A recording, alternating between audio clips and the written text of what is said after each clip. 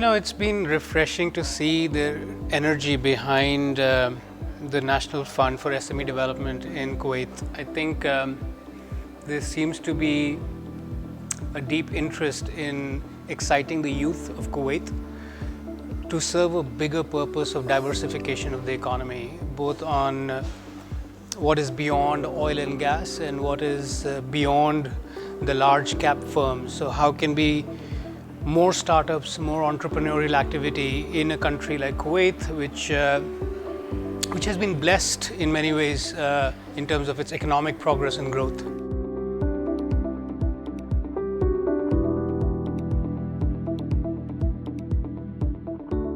The first tip would be to think big and think beyond.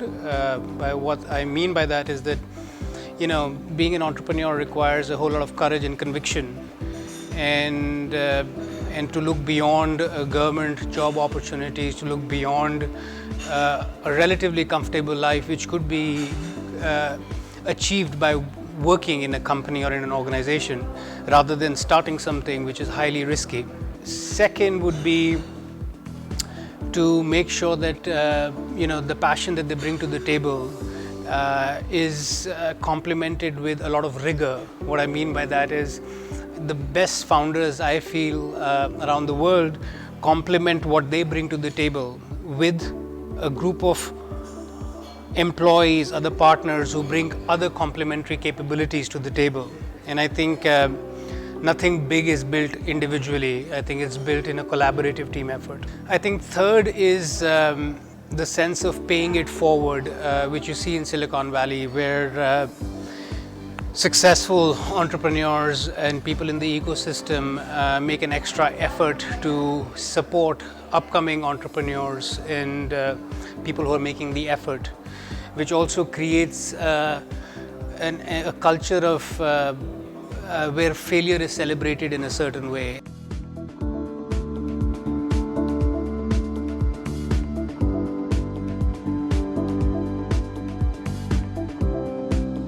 The ease of doing business, be it company formation, licensing, access to real estate and things as such, tax laws, bankruptcy laws, policymakers have a responsibility to make that simple and efficient.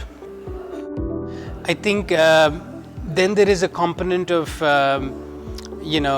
capital which should be available both at the risk stage and the growth stage, which is the fuel that helps enterprises grow, right?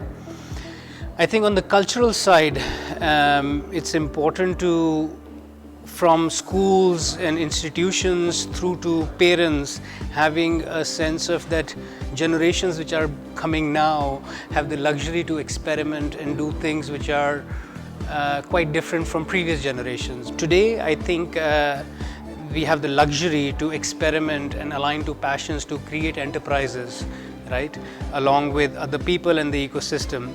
So I'm a big fan of figuring out how to reduce the downside of failure, more on the perception side. I think that requires slow marination, slow cultivation on the cultural side, in which I think we should celebrate entrepreneurs who've been successful.